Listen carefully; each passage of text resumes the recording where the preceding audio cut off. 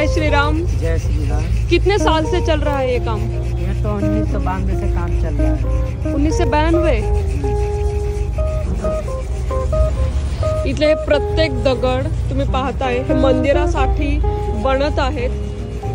तुम्ही ते पाहू शकता, प्रत्येक दगड हा अगदी कोरीव नक्षी काम इथे चालू आहे। जय श्री राम भैया।